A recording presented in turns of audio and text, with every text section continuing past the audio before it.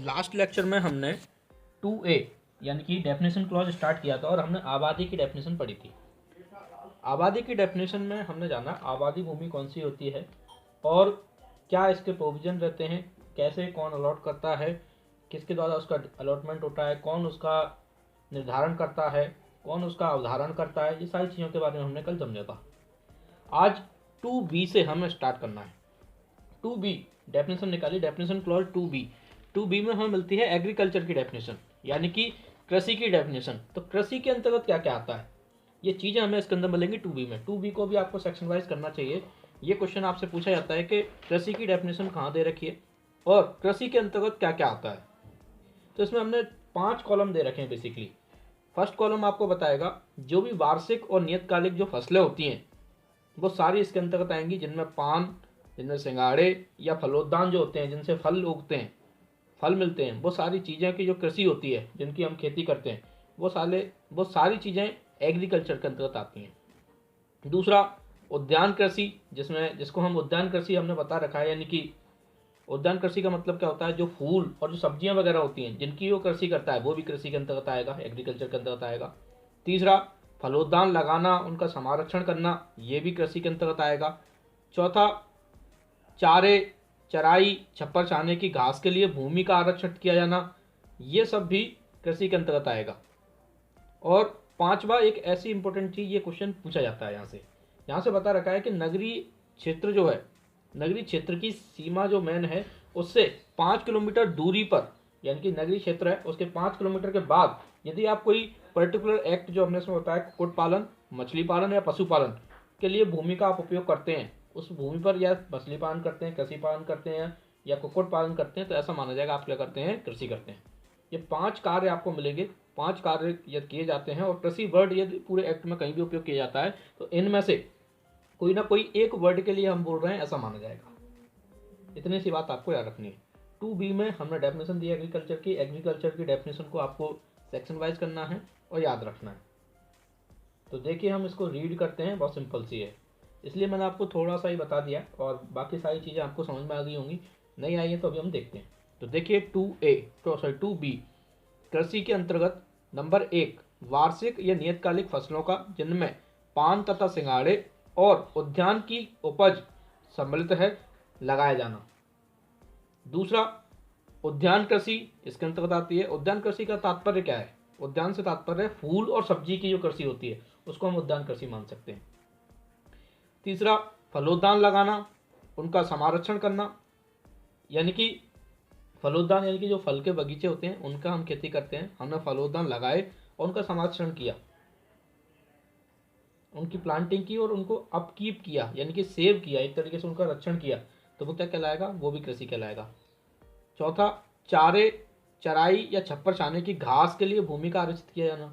तो हम कई बार लगाते हैं ना, हमारे जो जैसे हमारे यहाँ गाँव है, गाँव में पशु होते हैं, हमारे यहाँ भैंस होती हैं, गैया होती हैं, इनके लिए हम एक पर्टिकुलर तरीके का चारा उगाते हैं किसी भूमि पर, तो वो भी आप कर रहे हैं तो वो भी क्या माना जाएगा, कृषि माना जाएगा। या फिर हमारे घर के जो छप्पर होते हैं उनको छाने के लिए हम जो घास उगाते हैं वो घास भी कृषि के अंतर्गत मानी जाएगी, वो पर्टिकुलर लैंड भी जो यूज की जा रही है उसके लिए वो भी कृषि मानी जाएगी। पांचवा देखिए नगरीय क्षेत्र की उपांत सीमा से 5 किलोमीटर से अधिक की दूरी पर स्थित किसी क्षेत्र में कुक्कुट पालन, मछली पालन या पशुपालन के लिए भूमि का उपयोग करना भी कृषि कहलाएगा। तो जैसे कि नगरीय क्षेत्र की सीमा हम कैसे समझेंगे इसको, जैसे हमारे नगरीय क्षेत्र ग्वालियर की सीमा है, ग्वालियर की सीमा के आप बाहर जाते हैं उसके बाद भी 5 किलोमीटर के बाद यदि आप ऐसा कर रहे हैं तो वो कृषि के अंतर्गत माना जाएगा, अदरवाइज नहीं। ठीक है,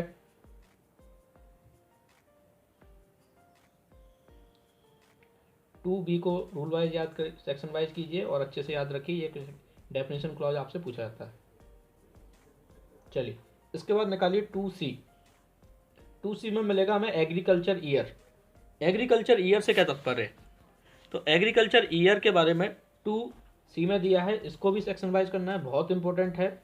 एग्रीकल्चर ईयर 1 जुलाई से स्टार्ट होता है और 30 जून को समाप्त होता है। सी बात है, एक वर्ष की हम बात करेंगे, एग्रीकल्चर यानी कि कृषि वर्ष, तो 1 जुलाई से हो रहा है, तो सीधी सी बात है 30 जून को ख़त्म होगा। इसमें दिया 1 जुलाई है, हमें ये नहीं बताया कब खत्म होगा। तो आपको सिंपल सा है, आपको एनालॉजी आपको लगाना चाहिए, माइंडसेट समझना चाहिए कि 30 जून को खत्म होगा। इतनी सी बात हमने इसके अंदर दे रखी है। लेकिन बात ये निकल के आती है, क्वेश्चन ये बनता है कि एग्रीकल्चर ईयर का बताने की हमें जरूरत क्यों पड़ी, पहली बात तो। दूसरी बात ये क्वेश्चन बनता है कि एग्रीकल्चर ईयर का होगा क्या, ऐसा हमने क्यों डिसाइड किया। तो इसके पीछे एक रीजन मैं आपको बताऊं। जितने भी भूमि के संबंध में आपको अधिकार प्राप्त होते हैं या आपके अधिकार समाप्त किए जाते हैं, वो एग्रीकल्चर ईयर से ही समाप्त किए जाएंगे, ये एग्रीकल्चर ईयर से ही बनाए जाएंगे आपके। ये बहुत इंपॉर्टेंट रूल है, हर किसी को नहीं, बहुत सारे लोगों को नहीं पता होता। आपको इस बात को नोट डाउन करना चाहिए, अच्छे से याद रखना चाहिए। लैंड के संबंध में जितने भी आपके राइट्स हैं, उतने राइट्स, चाहे वो क्रिएट करना हो, चाहे वो समाप्त करना हो, एंड करना हो, वो सारे अधिकार, सारी चीज़ें, चाहे लायबिलिटी हो, चाहे राइट्स हो, चाहे ड्यूटीज हो, कुछ भी हो लैंड के संबंध में, वो सारे एग्रीकल्चर ईयर से ही स्टार्ट होते हैं। उनकी काउंटिंग कब से होगी, उनकी काउंटिंग एग्रीकल्चर ईयर से होगी। इस चीज़ को आपको याद रखना चाहिए। तो 2C को सेक्शन वाइज कीजिए, बहुत इंपॉर्टेंट डेफिनेशन है। और आपको देखिए हम 2C को रीड करते हैं, ये भी आपको याद रखना चाहिए। 1 जुलाई से स्टार्ट होता है एग्रीकल्चर ईयर और 30 जून को खत्म होता है। तो देखिए, एग्रीकल्चर ईयर कृषि वर्ष से अभिप्रेत है 1 जुलाई या ऐसी अन्य तारीख को जिसे राज्य सरकार अधिसूचना द्वारा नियत करे प्रारंभ होने वाला वर्ष क्या कहलाएगा, एग्रीकल्चर ईयर कहलाएगा। एनी कंफ्यूजन, किसी का कोई कंफ्यूजन हो तो बताइए, या कोई क्वेश्चन हो तो बताइए। समझ में आ गया सभी को? जी पूजा मैम।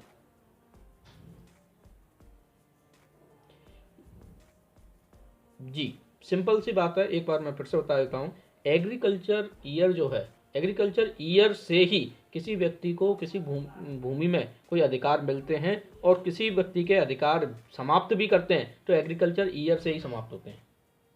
यानी कि अधिकार दायित्व तो मिलना, समाप्त करना, लायबिलिटी देना, सब कुछ जो भी होता है लैंड के संबंध में, वो सभी एग्रीकल्चर ईयर से ही काउंट होगा। जैसे कि मान के चलिए आज से ये भूमि आपकी नहीं रही, तो उसके बदले में आपका कब से खत्म होगा उस पर काउंटिंग, या जो आप रेवेन्यू दे रहे हैं वो सब चीजें, वो आने वाले एग्रीकल्चर ईयर से होगा, यानी कि 1 जुलाई से होगा, ना कि आज की डेट से। ऐसा हमें मिलेगा, हम जब इसको एक्ट को पढ़ेंगे तो हमें बहुत सारी जगह इनका यूज होगा, तो आप समझेंगे, तब आपको एनालॉजी समझ में आएगी मैंने ऐसा क्यों बोला। अभी तो बस इतना याद रखिए कि एग्रीकल्चर ईयर से ही किसी व्यक्ति को भूमि पर कोई अधिकार मिलते हैं या समाप्त होते हैं। ठीक है, समझ में आ गया सभी को? 2C सेक्शन वाइज कीजिए, बहुत इंपॉर्टेंट है। अब इसके साथ साथ ही एक और हमें मिलता है, वो बोलता है रेवेन्यू ईयर। आपने सुना होगा, देखो ये तो एग्रीकल्चर ईयर हो गया, हमने पढ़ लिया। एक रेवेन्यू ईयर भी आपने सुना होगा। रेवेन्यू ईयर कब से होता है उसके बारे में भी हमें इसमें एक डेफिनेशन क्लॉज में डेफिनेशन मिलती है। 2V, वी में फॉर वैन, 2V निकालिए। वी में हमें डेफिनेशन दे रखी है राजस्व वर्ष की, जिसको हम रेवेन्यू ईयर बोलते हैं। रेवेन्यू ईयर की डेफिनेशन 2B में दी है, आपको सेक्शन वाइज करनी है। और ये डेफिनेशन इतनी इंपॉर्टेंट है, कई बार एग्जाम में पूछी गई है। सेक्शन वाइज आपसे पूछी जाएगी कि कौन सी डेफिनेशन में रेवेन्यू ईयर की डेफिनेशन दे रखी है, आपको पता होना चाहिए। तो रेवेन्यू ईयर 2B में दे रखा है। 2B हमें बताता है रेवेन्यू ईयर कब से स्टार्ट होगा। तो हमने जो डेफिनेशन दी है उसमें हमने कुछ भी नहीं बताया कि किस डेट से स्टार्ट होगा। इसके बारे में एक रूल गवर्न होता है। इसमें क्या दिया है, पहले हम इसकी डेफिनेशन पढ़ेंगे, फिर मैं आपको बताऊंगा इसका कब से स्टार्ट होता है, कब माना जाता है, क्या रहेगा। देखिए, राजस्व वर्ष से अभिप्रेत है वह वर्ष जो ऐसी तारीख से प्रारंभ होता है जिसे राज्य सरकार अधिसूचना द्वारा किसी विशेष स्थानीय क्षेत्र के बारे में नियत करे। तो जिसको स्टेट गवर्नमेंट नोटिफिकेशन के माध्यम से बताएगी वो डेट मानी जाएगी। तो अब हम बात करें कि कौन सी डेट है जो रेवेन्यू ईयर मानी जाती है हमारे यहाँ मध्य प्रदेश में, कौन सी डेट मानी जाती है। 2018 के अमेंडमेंट से पहले की यदि बात की जाए तो रेवेन्यू ईयर जो माना जाता था 1 अक्टूबर से स्टार्ट होता था और 30 सितंबर को समाप्त होता था। कब की बात कर रहा हूं मैं, 2018 से पहले। लेकिन आज की डेट में लागू है 1 अप्रैल से लेकर 31 मार्च। रेवेन्यू ईयर कौन सा है, 1 अप्रैल से स्टार्ट होता है और 31 मार्च को समाप्त होता है, वो कहलाता है रेवेन्यू ईयर। अच्छे से इस चीज़ को नोट डाउन कर लीजिए, हमेशा याद रखिए।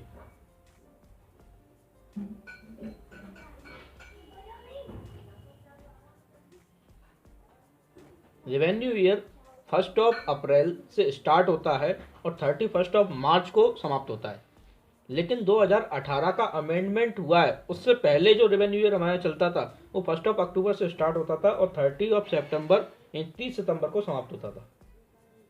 ऐसा हमें रूल मिलता है 2V की डेफिनेशन को याद रखिए। रेवेन्यू ईयर की डेफिनेशन है, सेक्शन वाइज याद रखना है। आपसे पूछा जाएगा कि रेवेन्यू ईयर को मध्य प्रदेश भू राजस्व संहिता की कौन सी धारा में परिभाषित किया गया है, तो आपको पता होना चाहिए 2V में हमने इसको परिभाषित किया है। चलिए, किसी का कोई क्वेश्चन? दोनों डेफिनेशन को अच्छे से याद रखिए। 2018 से पहले 1 अक्टूबर से स्टार्ट होता था और 30 सितंबर को समाप्त होता था।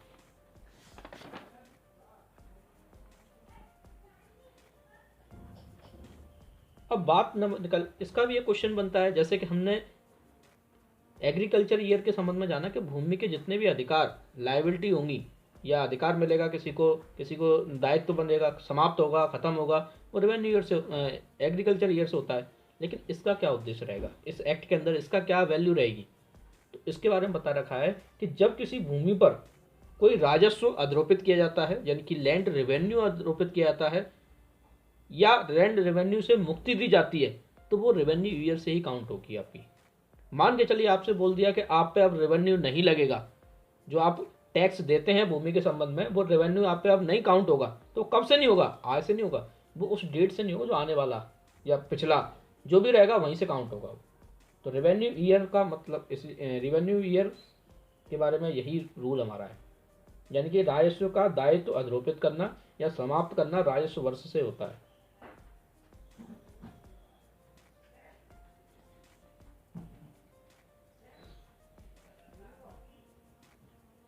चलिए वापस आइए, 2A में हमने आबादी की डेफिनेशन पढ़ी, 2B में हमने कृषि की डेफिनेशन पढ़ी, 2C में हमने कृषि वर्ष पढ़ा और 2V में हमने पढ़ा राजस्व वर्ष। यहाँ तक कोई कंफ्यूजन, कोई क्लियर, कोई क्वेश्चन तो नहीं आप लोगों का? एक बार देख लीजिए। चलिए, इसके बाद हम बात करें सेक्शन 2D को भी सेक्शन वाइज कीजिए। ये बोलता है बोर्ड यानी कि मंडल की डेफिनेशन हमें 2D में मिलती है। और मंडल से क्या तात्पर्य है? सेक्शन 3 के अकॉर्डिंग जो गठित किया गया मंडल है वो मंडल माना जाएगा। जो राजस्व मंडल सेक्शन 3 में इस्टेब्लिशमेंट किया जाता है या कॉन्स्टिट्यूट किया जाता है, उसके बारे में बात करते हैं। हमें MPLRC Madhya Pradesh land revenue code का जो चैप्टर नंबर 2 है, सेक्शन 3 से स्टार्ट होता है और सेक्शन 10 तक एक चैप्टर मिलता है जो हमें पूरा राजस्व मंडल के बारे में बताता है। रेवेन्यू बोर्ड ऑफ रेवेन्यू के बारे में बताता है जो सेक्शन 3 से लेकर सेक्शन 10 तक है। एक और निकाल के देखिए, इसमें हमें वो सारे प्रोविजन मिलेंगे कि बोर्ड ऑफ रेवेन्यू क्या होता है, कैसे एस्टेब्लिशमेंट होगा, कितने अधिकारी रहेंगे, क्या शक्तियां रहेंगी, क्या कार्य करेगा, वो सारे प्रोविजन हमें इसके अंदर मिलते हैं। तो बोर्ड ऑफ रेवेन्यू जो है उसके बारे में हम पढ़ेंगे, उस पर एक सेपरेट क्वेश्चन आपका मेंस का बनता है, आपको बनाना है। अभी तो बस याद रखिए 2D में मंडल की डेफिनेशन है। मंडल से तात्पर्य क्या है? जो सेक्शन 3 के अकॉर्डिंग कॉन्स्टिट्यूट किया गया बोर्ड ऑफ रेवेन्यू है। चलिए 2E निकालिए, वास्तविक कृषक यानी कि बोनाफाइड एग्रीकल्चरिस्ट। तो बोनाफाइड एग्रीकल्चरिस्ट से क्या तात्पर्य है? 2E में इसकी डेफिनेशन है। इसका कहना यह है कि कोई व्यक्ति बोनाफाइड एग्रीकल्चरिस्ट तब माना जाएगा जब वो स्वयं खेती करता है, या तो वो स्वयं खेती करता है तो माना जाएगा कि वो बोनाफाइडली खेती कर रहा है, या फिर उससे ये प्रत्याशा की जाती है, उससे ये आशा की जाती है कि वो स्वयं खेती करेगा। ऐसा यदि कंडीशन बनती है तो माना जाएगा वो स्वयं खेती करता है, और मतलब क्या माना जाएगा? बोनाफाइडली एग्रीकल्चरिस्ट है, वास्तविक कृषक है एक तरीके से। ठीक है, अब बात आती है, हमने इसमें देखा कि अभी हम डेफिनेशन पढ़ेंगे तो हमें मिलेगा, मैंने जो बात बोली है स्वयं खेती करता है। अब स्वयं खेती करना क्या होता है? कब माना जाएगा कोई व्यक्ति स्वयं खेती कर रहा है, तो कब नहीं माना जाएगा कि कोई व्यक्ति स्वयं खेती नहीं कर रहा है, ये हमें पता होना चाहिए, तब हम इस डेफिनेशन को समझ पाएंगे। तो सबसे पहले हमें इसके लिए जाना पड़ेगा 2Z2 निकालिए। Z2 में हमें डेफिनेशन मिलती है कि कोई व्यक्ति स्वयं खेती करता है, कब माना जाता है वो स्वयं खेती करता है। 2Z2 में इसकी डेफिनेशन दे रखी है। थोड़ा कन्फ्यूजन तो आपको हो रहा होगा, मतलब थोड़ा डिस्टर्बेंस हो रहा होगा कि आगे पीछे भागना पड़ रहा है, लेकिन मैं आपको वो तरीका बता रहा हूँ कि इस तरीके से यदि आपने MPLRC को पढ़ा तो आपको कभी कोई कन्फ्यूजन होने वाला नहीं है, चीज़ें आपको बहुत अच्छे समझ में आएंगी। तो Z2 निकालिए। Z2 में हमें डेफिनेशन मिलती है स्वयं खेती करने के बारे में।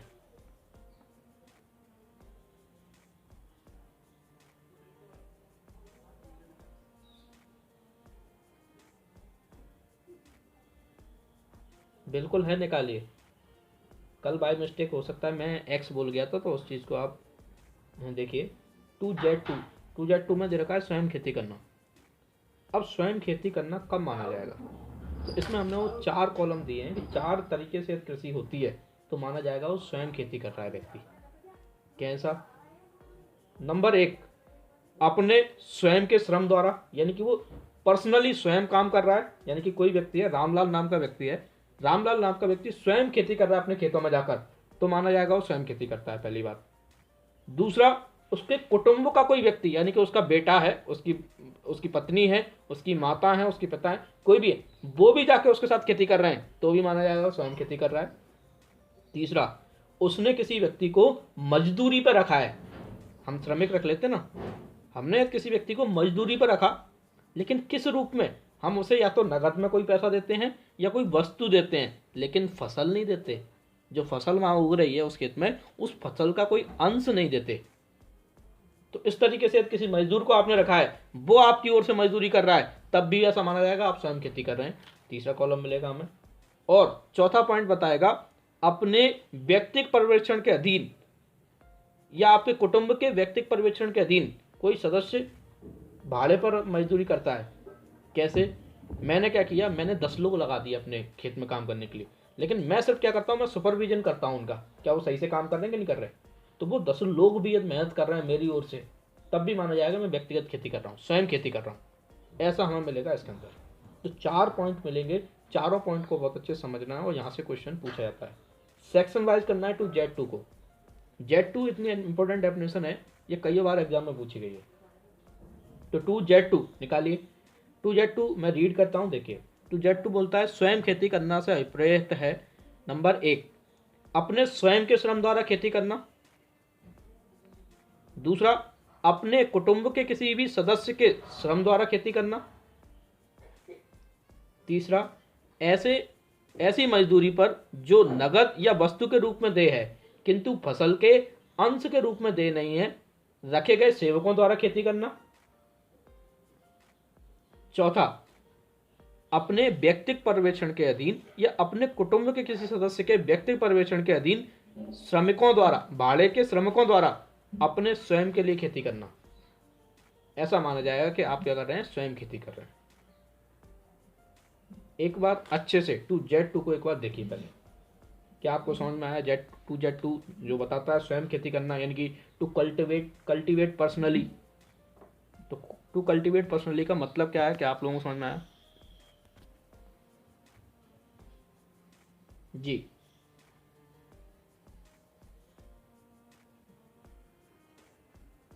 नहीं, अलग मीनिंग नहीं है, पहले आप तो इसका मतलब समझिए 2Z2 का मतलब क्या है। अभी हमने वो डेफिनेशन पूछे वाले देखी नहीं है, अभी ओनली मैं बात। जी,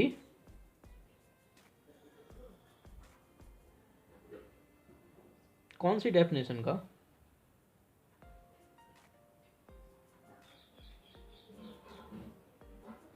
मैंने अभी वो, जी मैम आपका कहना बिल्कुल सही है, लेकिन अभी हमने उसको समझा नहीं है। अभी तो मैंने सिर्फ ये बताया कि स्वयं खेती करना कब माना जाएगा, अभी तो आप इतना याद रखिए। अभी मैं बताने तो दीजिए अंतर क्या है, तभी तो आपको समझ में आएगा। तभी तो हम इधर क्यों आए, हमने उसको क्यों नहीं पढ़ा पहले, उसके पीछे कुछ तो लॉजिक होगा ना। जी, ये समझ में आया सभी लोगों को स्वयं खेती करना क्या होता है?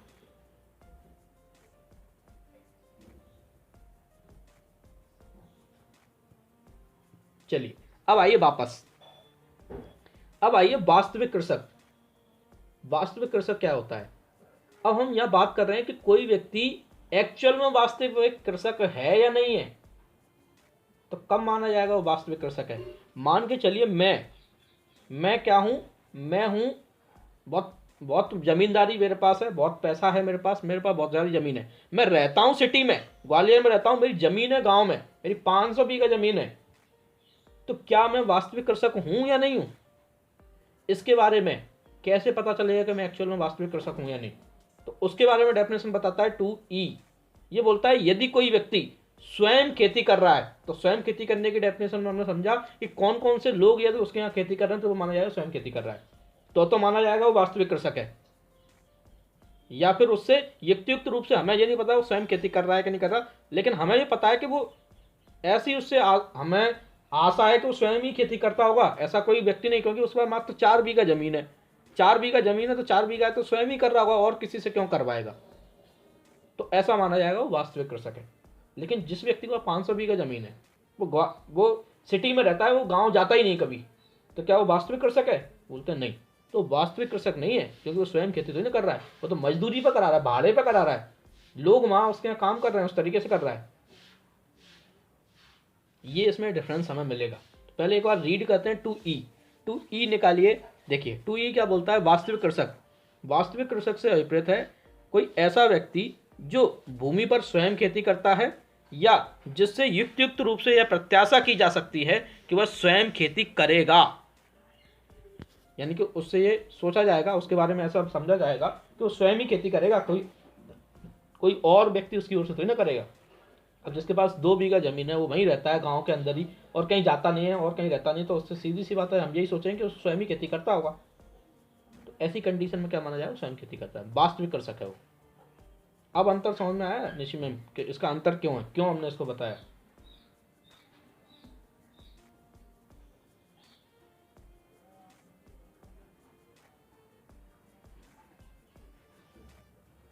चलिए अभी बताते हैं।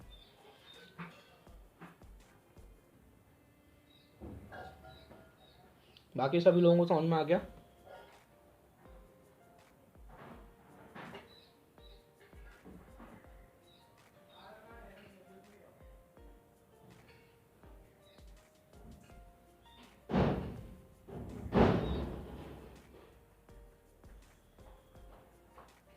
देखिए सिंपल सी बात है, यहाँ हमने क्या बात की, हमने 2E में सिर्फ हमने इस बात के बारे में जाना कि कोई व्यक्ति वास्तविक कृषक है या नहीं है।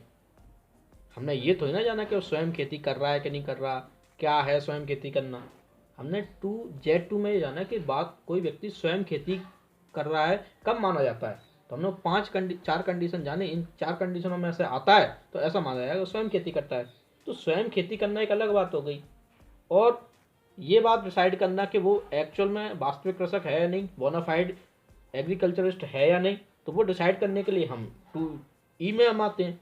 तो हमने ये बताया 2E में कोई व्यक्ति वास्तविक कृषक तब माना जाएगा जब वो या तो स्वयं खेती कर रहा हो। तो स्वयं खेती करने के अंदर मान चलिए उसने क्या किया, वो स्वयं नहीं करता, एक्चुअल में वो स्वयं नहीं करता, उसने क्या कर रहा है, उसके जो फैमिली के मेंबर हैं वो जाके खेती करते हैं, वो तो घर पर रहता है बस, तो क्या वो वास्तविक कृषक नहीं माना जाएगा? तो 2E बताता है कि हाँ वो वास्तविक कृषक माना जाएगा। यदि और कंडीशन देखी जाए तो हम उससे प्रत्याशा ये करते हैं कि वो स्वयं खेती ही करता होगा, क्योंकि उसके पास और कोई काम नहीं है, पढ़ा लिखा है नहीं, नौकरी है नहीं, तो वो क्या करता होगा, खेती करता होगा। उसके बाद 4 बीघा जमीन है, 4 बीघा करता होगा, ऐसी प्रत्याशा भी की जाती है किसी से, तो भी माना जाएगा वो एग्रीकल्चरिस्ट है, बोनाफाइडली एग्रीकल्चरिस्ट है, यानी वास्तविक कृषक है। यहाँ हम ये डिसाइड कर रहे हैं कि वास्तविक कृषक कौन होता है, और वहाँ हम डिसाइड कर रहे हैं 2Z2 में कि स्वयं खेती करना किसे कहते हैं। इतना सा डिफरेंस है, इनका कोई लॉजिक नहीं है। मतलब हमने बात ये लिख रखी है कि इसके अंदर कि स्वयं खेती करने वाले को ही हम क्या मानते हैं, वास्तविक कृषक मानते हैं। ऐसा हम समझ सकते हैं एक तरीके से, इतना सा एक डिफरेंस बना सकते हैं। लेकिन आप जो समझ रहे हैं वो चीज नहीं है इसके अंदर।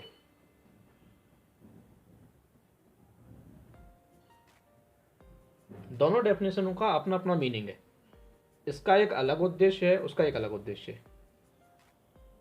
ठीक है, अब समझ में आ गया आपको?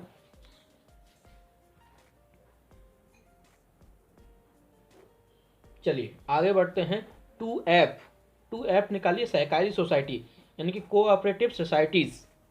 कोऑपरेटिव सोसाइटीज की डेफिनेशन हमें 2F में मिलती है। इसको आपको सेक्शन वाइज करना चाहिए, मुझे ऐसा लगता है, पूछी जाती है। ठीक है, अब बात आती है इसमें डेफिनेशन में दिया क्या है। इसमें कुछ भी दिया, इसमें ये बता रखा है सहकारी सोसाइटी से वो सोसाइटी अभिप्रेत है या वो सोसाइटी मानी जाएगी जो इस सोसाइटीज़ के संबंध में, सहकारी सोसाइटीज़ के संबंध में जो भी लॉ जिस जगह चलता है उस लॉ के अकॉर्डिंग रजिस्टर्ड सोसाइटी है वो मानी जाएगी सहकारी सोसाइटी है। अब बात की है मध्य प्रदेश की, तो मध्य प्रदेश में कौन सा लॉ चलता है सहकारी सोसाइटी के संबंध में, यह हम बताएंगे कामना मैम। ये कामना मैम बताइए।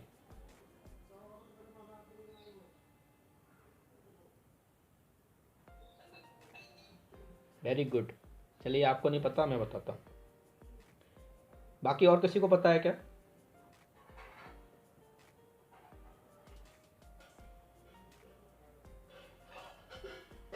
हम बिल्कुल रहेगा भाई, ईयर कंफर्म करना है ना, हमें ईयर पता होना चाहिए। अब जिसने देख लिया हो वो नहीं बताए, जिसने नहीं देखा है अभी तक तो वो बता सकता है।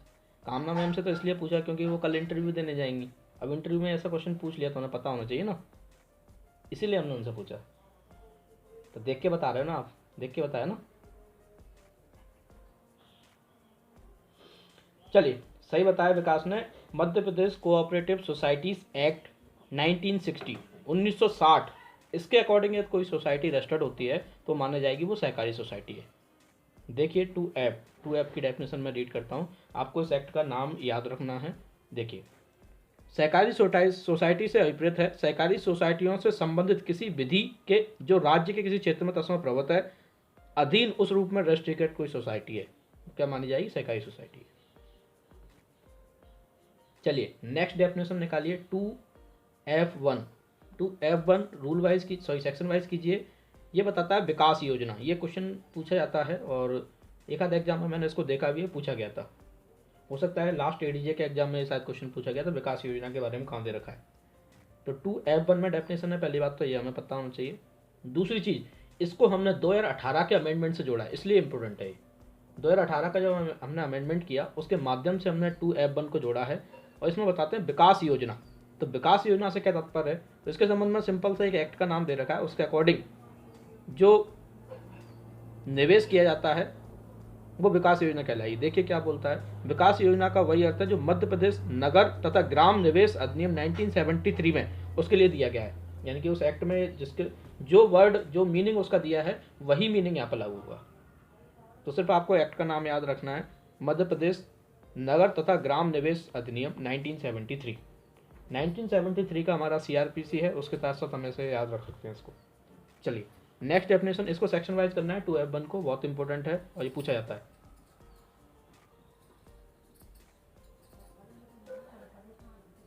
विकास योजना का सिंपल सा डेफिनेशन ये दे रखी है कि इसके संबंध में एक एक्ट का नाम दिया, उस एक्ट में जो मीनिंग इसका दे रखा है वही मीनिंग यहाँ पर लागू होगा। हमने कुछ डेफिनेशन नहीं दी, सिर्फ इतनी सी बात बोल दी है। अब कौन से एक्ट का, वो एक्ट का नाम है, इसमें एक्ट का नाम दिया है, आप डेफिनेशन में देखेंगे। विकास योजना का वही अर्थ होगा जो मध्य प्रदेश नगर तथा ग्राम निवेश अधिनियम 1973 में है।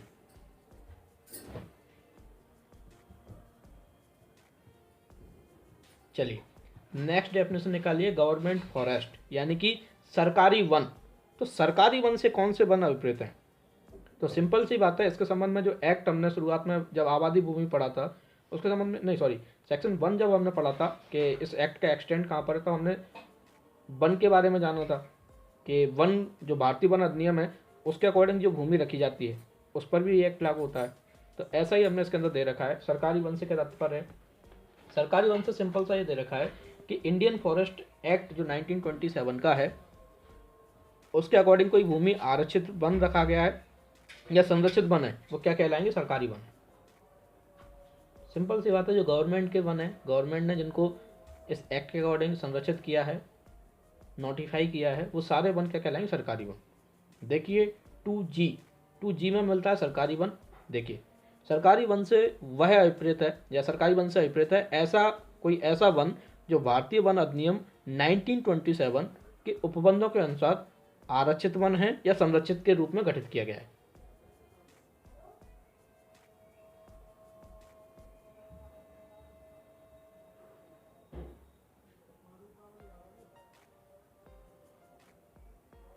Any question?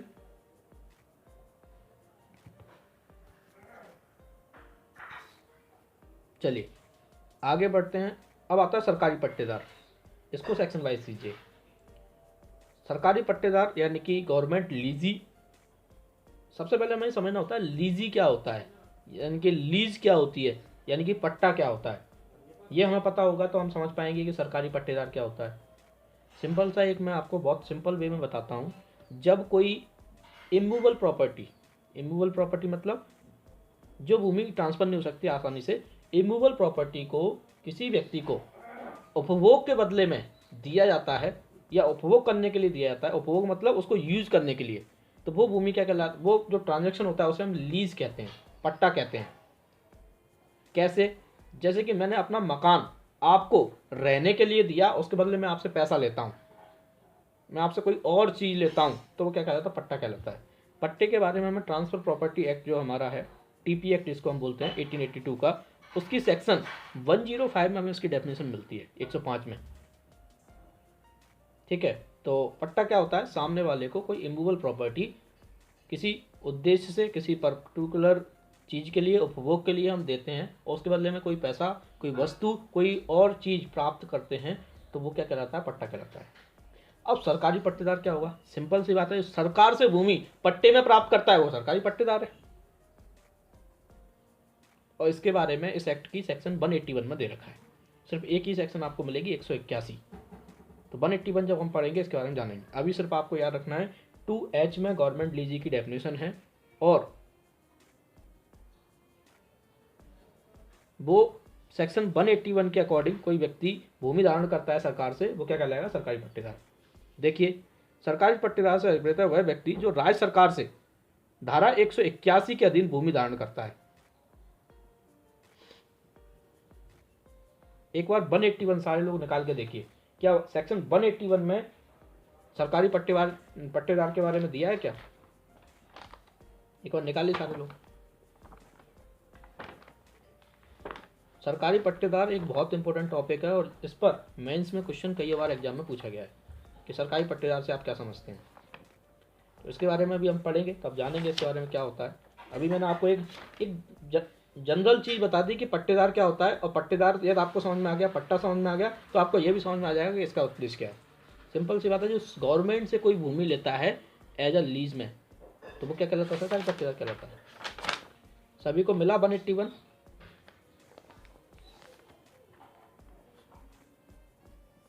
चलिए वापस आइए। फिर आता है 2H। 2G में हमने पढ़ा गवर्नमेंट फॉरेस्ट, 2H में पढ़ा गवर्नमेंट लीजी। अब आता है 2I में मिलता है होल्डिंग। होल्डिंग मतलब खाता। खाते से क्या तात्पर्य है? खाते से तात्पर्य है, सिंपल सी डेफिनेशन हमने इसके अंदर दे रखी है। खाते से, खाता क्या होता है? भूखंड का कोई भी ऐसा कोई पर्टिकुलर पार्ट जिसको निर्धारित किया गया है। जैसे कि क्या होता है? जैसे कि लैंड होती है, लैंड बहुत बड़ा पार्ट है, मान चलिए एक 10 बीघा का पूरा पार्ट है, उसमें से हमने डिस्ट्रीब्यूट किया, हमने उसमें प्लॉटिंग की, प्लॉटिंग करते हैं ना हम, प्लॉटिंग की हमने, उसमें 500 घर बना दिए, तो 500 घर में से जो अलग अलग डिस्ट्रीब्यूट किया वो कहलाएगा खाता। पर्टिकुलर चीज़ का एक अलग खाता होगा। जैसे कि एक गांव में 500 खेत हैं, 500 खेत में से 1 नंबर का खेत है रामलाल का, 2 नंबर का खेत है श्यामलाल का, तो ये नंबरिंग हमने की, तो वो पर्टिकुलर जो एक नंबर किया वो कहलाया खाता। तो उस नाम से एक व्यक्ति का खाता बनाया गवर्नमेंट के अंदर, और उसमें बताया जाएगा इस नाम के व्यक्ति की ये भूमि है, तो वो कहलाता है खाता। और इसके बारे में भू राजस्व अलग से निर्धारित किया जाता है, लैंड रेवेन्यू डिसाइड किया जाता है, वो सारी चीज़ें क्या कहलाएंगी? खाते के रूप अंदर कहलाएंगी। तो देखिए क्या बोलता है 2I, इसको सेक्शन वाइज करना है आपको, ये भी पूछी जाती है डेफिनेशन। 2I बोलता है खाता। खाता से अभिप्रेत है ऐसा भूखंड जिस पर भू राजस्व पृथक से निर्धारित किया गया है और एक ही भू धरती के अधीन धारित है, यानी कि जिस पर अलग से डिसाइड हुआ हो क्या? लैंड रेवेन्यू, तो वो क्या कहलाएगा? वो खाता कहलाएगा।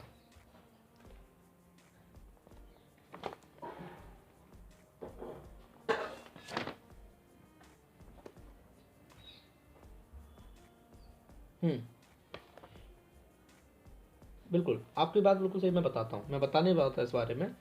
टेन्योर का मतलब होता है, एक भूमि स्वामी की हम बात कर रहे हैं, एक ही व्यक्ति के नाम से धारित है।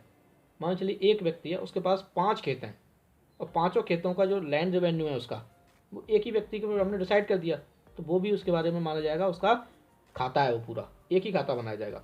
टेन्योर होल्डर की हमें एक डेफिनेशन मिलती है 2Z। 2Z निकालिए।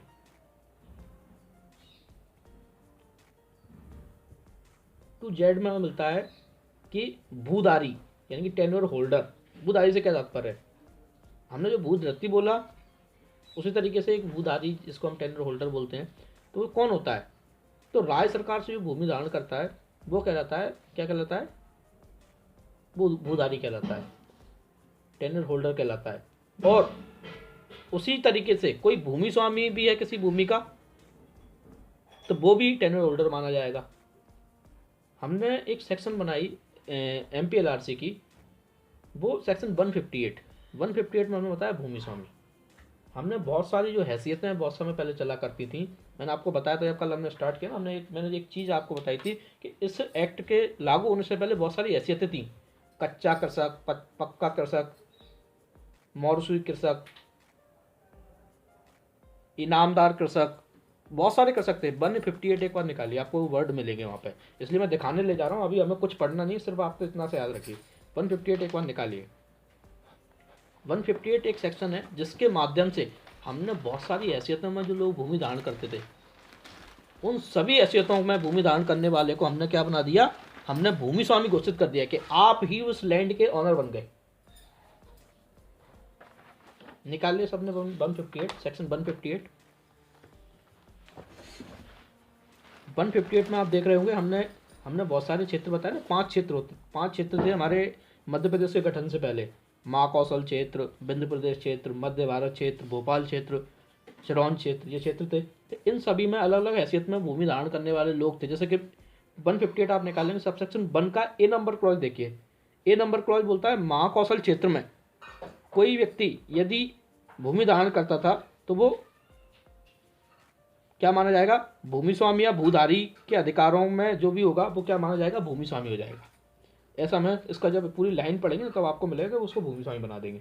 सेकंड में आप देखेंगे ना, B नंबर में देखिए एक पक्का कृषक लिखा है, 3rd लाइन में आप देखेंगे पक्का कृषक, माफीदार, इनामदार, छूट खातेदार, ये भी सारे लोग मध्य भारत क्षेत्र में यदि इस नाम से कोई भूमि धारण करता है वो भी क्या बन जाएगा, आज की डेट में जिस दिन एक्ट लागू किया उस दिन से वो क्या बन गया, भूमि स्वामी बन गया उस पर्टिकुलर लैंड का। तो ऐसे हमने बहुत सारी हैसियतों को हमने क्या किया, हमने वो बना दिया, खुद को मालिक बना दिया। लेकिन इस एक्ट के लागू होने से पहले वो हैसियतें तो थी, उनसे अलग अलग तरीके से क्या लिया जाता था, टैक्स लिया जाता था, रेवेन्यू लिया जाता था। जब अलग अलग तरीके से हम रेवेन्यू लेते थे तो क्या वो एक खाता माना जा सकता था, नहीं माना जा सकता था। इसलिए हमने बताया एक तो सरकार से जो भूमि धारण करता है वो व्यक्ति खाते के अंतर्गत माना जाता है और जिस पर प्रत्यक्ष से राजस्व निर्धारित किया गया है, और उसके साथ साथ एक ही भूधृति के अधीन यानी कि एक ही जो टेन्योर है उसके अकॉर्डिंग वो भूमि धारण करता है और उस पर रेवेन्यू डिसाइड किया गया है, तो वो कहलाएगा खाता।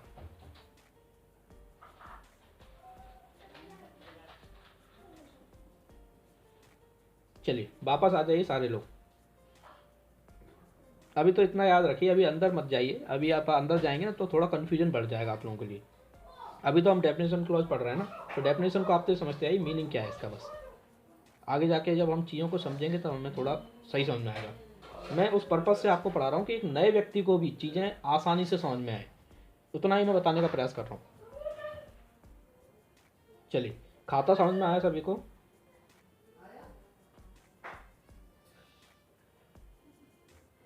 चलिए नेक्स्ट डेफिनेशन निकालिए, सुधार, इम्प्रूवमेंट।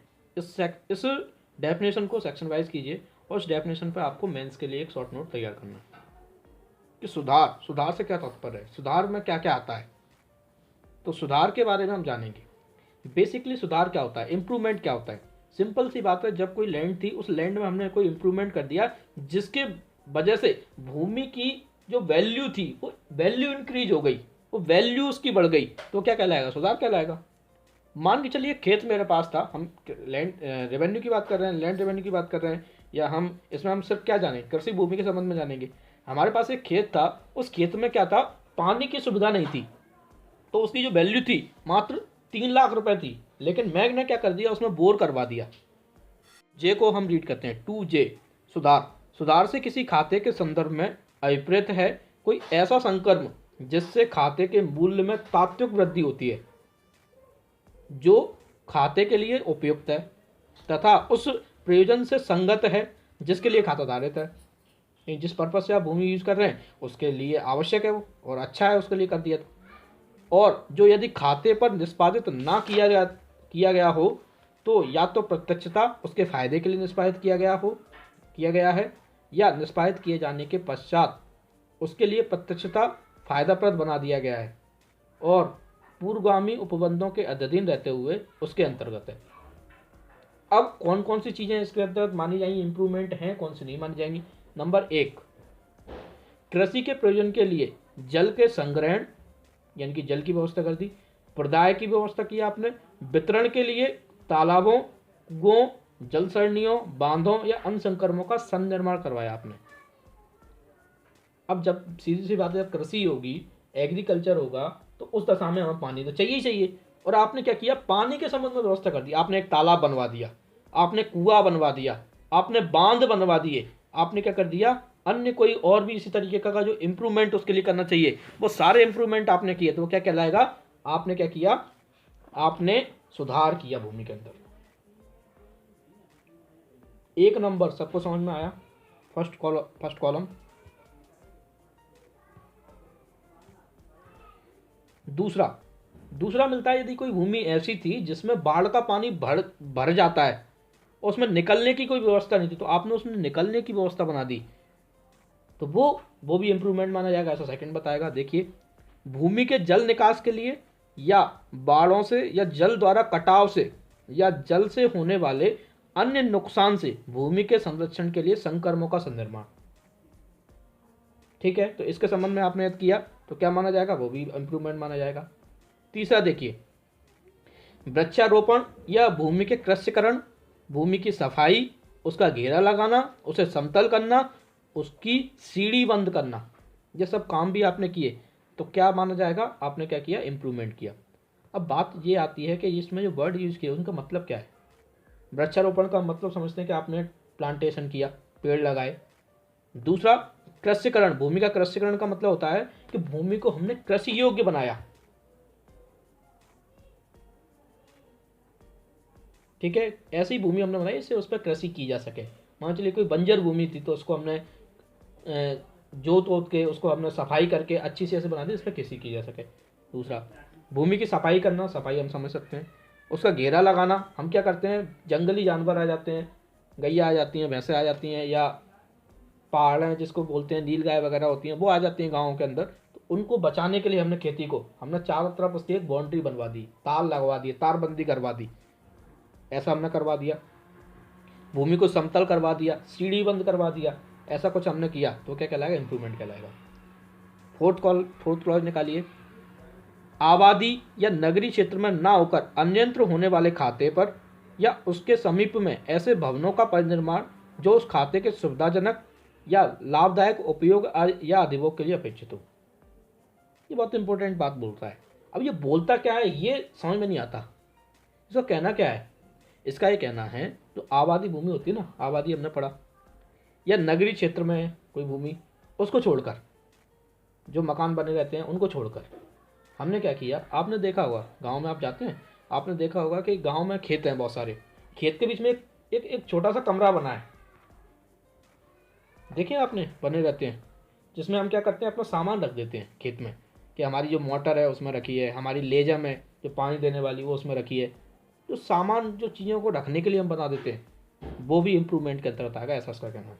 लेकिन वो आबादी भूमि में नहीं होना चाहिए, वो नगरीय क्षेत्र में नहीं होना चाहिए। इसके अलावा जो है आपने निर्माण करवाया उसका, तो वो क्या कहलाएगा, वो आपके लिए इंप्रूवमेंट कहलाएगा। एक बार 4th नंबर क्लॉज पढ़िए, क्या आप लोगों को समझ में आया।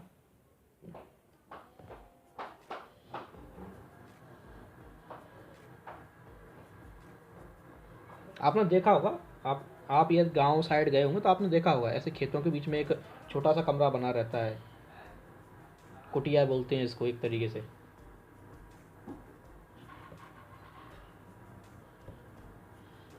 फिफ्थ निकालिए, फिफ्थ क्या बोलता है, पूर्वगामी संकर्मों में से किसी भी संकर्म का नवीकरण करना, पुनर्निर्माण करना या उसमें परिवर्तन करना।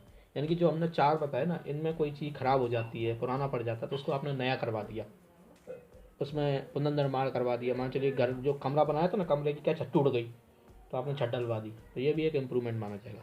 ऐसा बोलता है 5वां। तो यहाँ तक समझ में आ गया सबको। एक बार 5वां पॉइंट को देखिए, बहुत इंपॉर्टेंट डेफिनेशन है, मेंस के लिए तैयार करना है आपको, और रटने लायक कुछ नहीं है इसके अंदर। क्या आपको रटने की जरूरत पड़ेगी? यदि आपने 4 पॉइंट समझ लिए कि आपने कृषि के लिए ताला वाला बना दिए, ये कोई रटने की चीज़ है? नहीं। सिर्फ आपने एक बार अच्छे से समझ लिया कि इम्प्रूवमेंट के अंतर्गत क्या आता है, तो आप मन से क्वेश्चन लिख के आ सकते हैं इसका, ऐसा मुझे लगता है।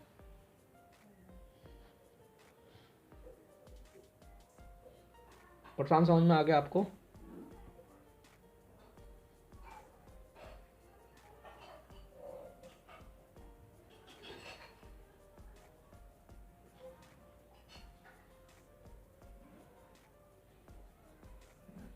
चलिए आगे बढ़ते हैं। अब इसके अंदर 2 पॉइंट हमने दे रखे हैं, वो चीज़ें इसके अंतर्गत नहीं आएंगी, इंप्रूवमेंट में नहीं आएंगी। कौन कौन सी चीज़ें जो इंप्रूवमेंट में नहीं आएंगी? नंबर 1, ऐसे कोई अस्थायी कुएं, यानी कि हमने एक ऐसा कुआं बनवाया जो सिर्फ टेम्परेरी पर्पस का है, यानी कि आज है कल है नहीं, पता नहीं है, ऐसे कुएं यदि आपने बनाए तो वो क्या माने जाएंगे? वो इंप्रूवमेंट के अंतर्गत नहीं आएंगे। कोई जल सरणियाँ हैं, कोई बांध हैं, कोई समतल घेरे अन्य संकर में जो छोटे मोटे परिवर्तन आपने किए, उनकी मरम्मत जो ऐसी मामूली प्रकृति की है, जो नॉर्मल हर किसी को करना होती है।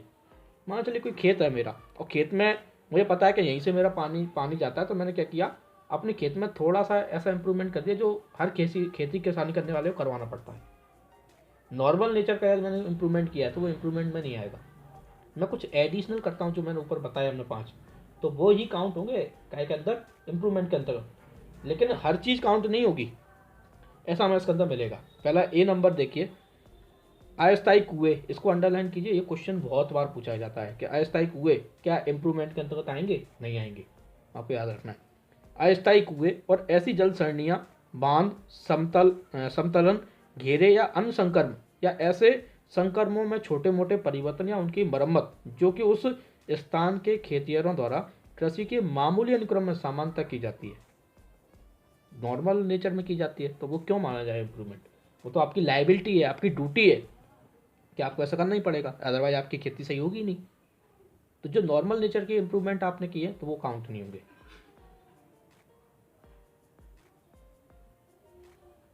जैसे कि मैं आपको एक एग्जांपल बताऊं, जैसे हमने घेरे की बात की ना, आपने क्या किया, जो पेड़ होते हैं ना कांटे वाले पेड़ काट के लेके आए, आपने अपने खेत के चारों तरफ डाल दिए, तो ये कोई इंप्रूवमेंट थोड़ी ना है।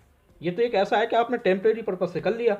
आपने इंप्रूवमेंट क्या किया? आपने क्या किया, सीमेंट के खंभे लगवाए, उससे तारों की चारों तरफ बाउंड्री करवाई, ये इंप्रूवमेंट माना जाएगा। लेकिन एक टेम्परेरी पर्पज से आपने किया है, वो इंप्रूवमेंट नहीं माना जाएगा। इस तरीके से आप याद रख सकते हैं। ए नंबर एक बार देखिए, क्या आप लोगों को समझ में आ गया?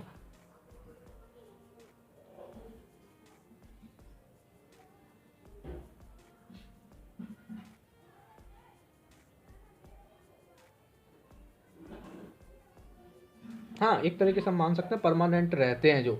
अब ऐसा ही हमने कर दिया कि सिर्फ एक पर्टिकुलर एक थोड़ी सी समय के लिए हो गया, तो कहाँ इंप्रूवमेंट माना जाएगा? जैसे कि हमने कांटे वाले जकड़े लगा दिए, जकड़े बोलते हैं गांव की भाषा में, जकड़े लगा दिए, वो जकड़े कब तक रहेंगे? ज़्यादा से ज़्यादा 2 4 6 महीने, इसके बाद तो सड़ के गल जाएंगे, ख़त्म हो जाएंगे, तो वो इंप्रूवमेंट तो ना माना जाएगा। जी, किसका कोई क्वेश्चन था? कौन बोल रहा था? जी आरती मैम। हम्म वो इम्प्रूवमेंट में आएगा, क्यों नहीं आएगा? बिल्कुल आएगा। हमने पानी के निकलने की व्यवस्था बनाई है, उसमें भरने की व्यवस्था बनाई, लेकिन ऐसी बनाई जो हमेशा चलने वाली है एक तरीके से, तो वो इम्प्रूवमेंट है। और आपने क्या किया, वैसे ही मट्टी डाल दी, मेड़ की जगह पर सिर्फ मट्टी डाल दी, मट्टी तो बह गई पानी से, तो क्या इम्प्रूवमेंट माने उसको? इम्प्रूवमेंट नहीं मानेंगे। ठीक है, चलिए सेकंड पॉइंट देखिए। सेकंड पॉइंट क्या बोलता है? बी नंबर देखिए, कोई ऐसा संकर्म जिससे कहीं भी स्थित किसी ऐसी भूमि के मूल्य में सारभूत रूप से कमी होती है जिससे कोई अन्य व्यक्ति भूमि स्वामी की हैसियत में या मौर्य कृषक की हैसियत में अधिभोग में रखता है। अब आपने कोई ऐसा काम किया जिससे उस भूमि की वैल्यू ही कम हो गई, इंप्रूवमेंट तो हुआ नहीं, कम हो गई, तो क्या वो इंप्रूवमेंट माना जाए? तो नहीं माना जाएगा। ठीक है, स्पष्टीकरण देखिए, किसी ऐसे संकर्म को जिससे विभिन्न खातों को फायदा पहुंचता है, ऐसे खातों में से प्रत्येक खाते के संबंध में सुधार समझा जा सकेगा। अब इसका क्या कहना है, इसका क्या उद्देश्य है, कोई बताएगा मुझे, एलैबोरेट करेगा कोई इसको? जैसे कि मतलब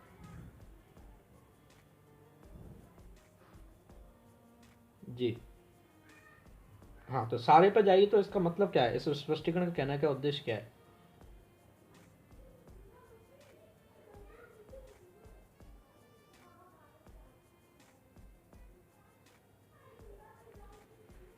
हम्म, निशी मैम बिल्कुल सही कह रही है। ऐसा कोई इंप्रूवमेंट आपने किया जिससे सभी लोगों को फायदा हो रहा है, तो ऐसा माना जाएगा वो फायदा व्यक्तिगत रूप से भी हुआ है, यानी कि प्रत्येक खाते पर भी वो फायदा है, ऐसा मान के हम काउंट करेंगे, वो इंप्रूवमेंट माना जाएगा, ऐसा स्पष्टीकरण का कहना है। चलिए अभी एक बार डेफिनेशन देखिए, two I sorry 2J improvement, improvement को एक बार देखिए, कोई क्वेश्चन हो आप लोगों को तो बताइए। आपको इसके लिए एक मेंस का शॉर्ट नोट आपको तैयार करना है अच्छे से।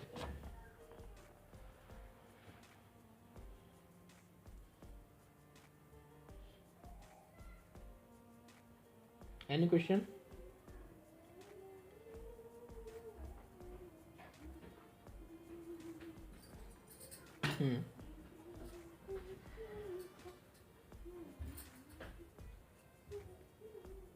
उसका कहना है कि ऐसा कोई आपने काम किया जिसके वजह से भूमि में वैल्यू जो थी उसकी कम हो गई, लेकिन किसकी भूमि की, किसी अदर व्यक्ति की भूमि की भी वैल्यू कम होती है, कोई कृषि मौर्य कृषक है उसकी भी भूमि की वैल्यू कम होती है, तो वो इम्प्रूवमेंट के अंतर्गत नहीं आएगा। कोई भी ऐसा आपने निर्माण कराया, कोई भी ऐसा काम किया, इससे वैल्यू बढ़ी तो नहीं, कम और हो गई उल्टा, तो सामने वो इम्प्रूवमेंट में नहीं मानी जाएगी।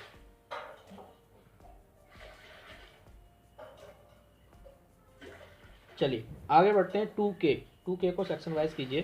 2K बोलता है भूमि, लैंड, लैंड की डेफिनेशन को सेक्शन वाइज कीजिए, सब सेक्शन वाइज कीजिए मेरे हिसाब से। तो 2(1)K में लैंड की डेफिनेशन है, आपको याद रखना।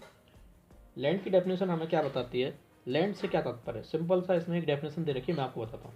इसने बता रखा है कोई भी ऐसी भूमि या भूमि की सतह जो चाहे पानी के ऊपर हो या पानी के नीचे हो, वो सारी भूमि, वो सारी सतह क्या मानी जाएगी, लैंड मानी जाएगी। और उससे कोई जुड़ी हुई चीज़ें, उससे कोई बद्ध चीज़ें, स्थायी रूप से जकड़ी हुई चीज़ें उससे, उस लैंड पर या उस सतह पर, तो वो भी लैंड के अंतर्गत आएंगी। ऐसी डेफिनेशन हमें देता है। जैसे कि मान चलिए एक खेत है, खेत में पानी भरा है, तो पानी के नीचे की जो भूमि है, क्या वो भूमि नहीं मानी जाएगी, मानी जाएगी। और उस भूमि पर पेड़ खड़े हुए हैं, क्या वो भी लैंड है, हाँ बिल्कुल लैंड माना जाएगा। ऐसा हमें इसकी डेफिनेशन के हमें मिलेगा। तो 2K देखिए, भूमि से अभिप्रेत है धरती की सतह का कोई भाग, चाहे वह जल के नीचे हो या ना हो, और जहां भी इस संहिता में भूमि के प्रति निर्देश किया गया है, वहां उसके संबंध में यह समझा जाएगा कि उसके अंतर्गत वे समस्त चीजें हैं जो ऐसी भूमि से बद्ध हैं या ऐसी भूमि से बद्ध किसी चीज से स्थायी रूप से जकड़ी हुई हैं। बद्ध का मतलब होता है एक तरीके से उससे जुड़ी हुई है, बहुत बेसिक तरीके से। अब जो जुड़ी हुई थी उनसे भी हमने उसको स्थायी रूप से जकड़ दिया, तो वो भी उसके अंतर्गत लैंड मानी जाएंगी।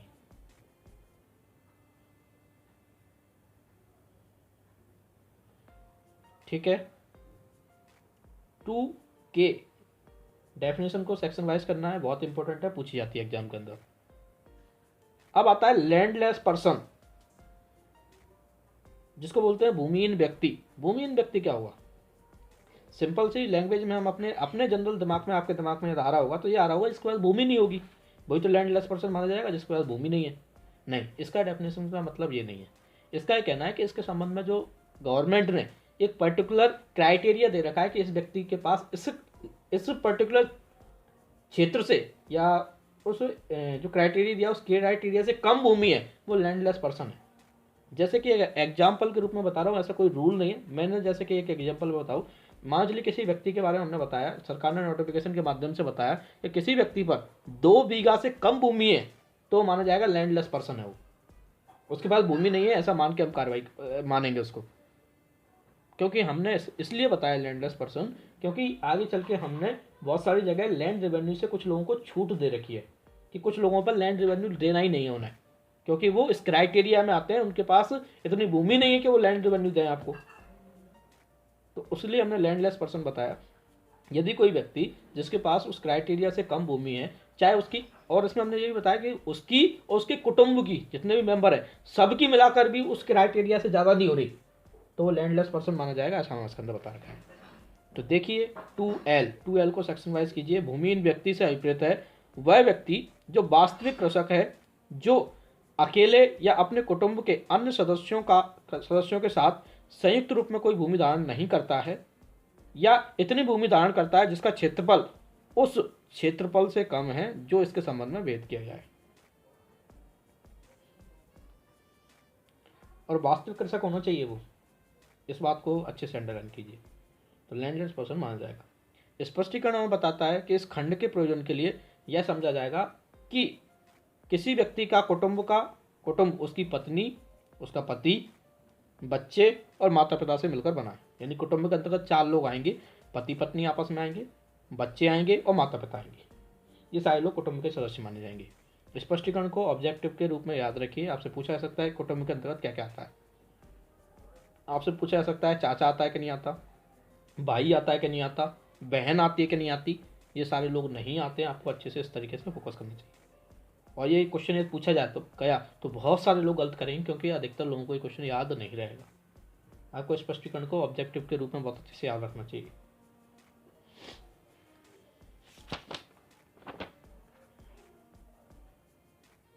नेक्स्ट डेफिनेशन मिलती है 2M लैंड रिकॉर्ड्स।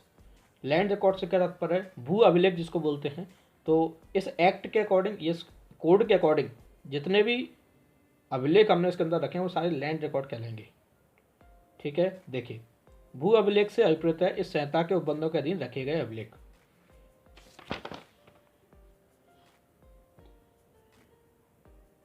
यहाँ तक समझ में आ गया सभी लोगों को? एक बार देख लीजिए, जितनी भी हमने आज डेफिनेशन पढ़ी हैं उन सारी डेफिनेशनों को एक बार देखिए, क्या आप लोगों को समझ में आया?